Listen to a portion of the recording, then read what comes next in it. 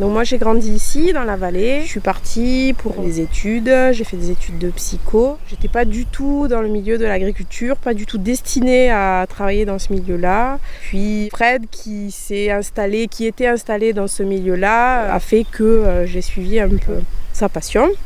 On a été amené à récupérer des vignes, rien n'était programmé et je me suis lancée comme ça dans l'aventure.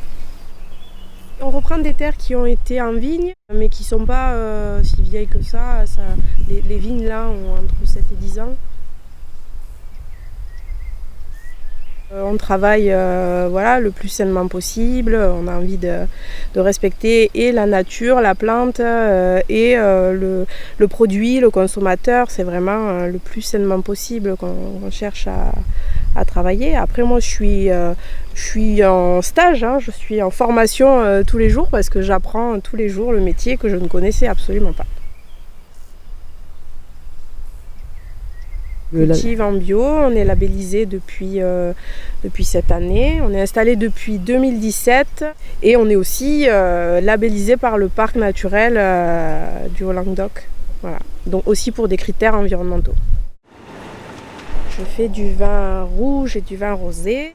Du vin blanc, c'est en projet puisqu'on a planté un cépage blanc qui produira dans 2 ou 3 ans peut-être. Et on fait des vins plutôt atypiques avec beaucoup de personnalité, des vins sans sulfite, des vins avec très peu d'intrants, où on respecte vraiment la qualité aromatique des raisins. Donc on travaille 3 cépages, Syrah, Grenache et Merlot. Et on a planté donc du Vermentino pour faire du blanc. Voilà.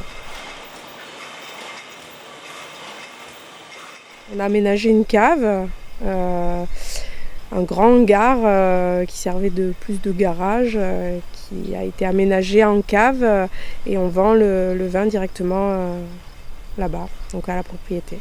À Saint-Pons-de-Thomières, donc entre Riols et Saint-Pons-de-Thomières au lieu-dit Fonclard. La propriété, c'est 3,5 hectares, donc c'est une toute petite propriété. Et l'idée, ça sera de planter, de replanter sur le secteur de nouveaux cépages, d'agrandir la production.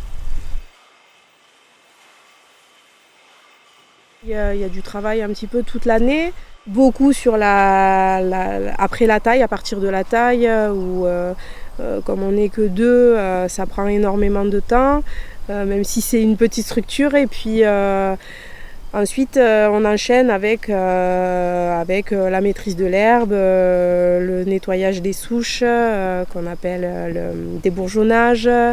Voilà, tout s'enchaîne, les traitements, jusqu'au vendange, c'est la période la plus intensive.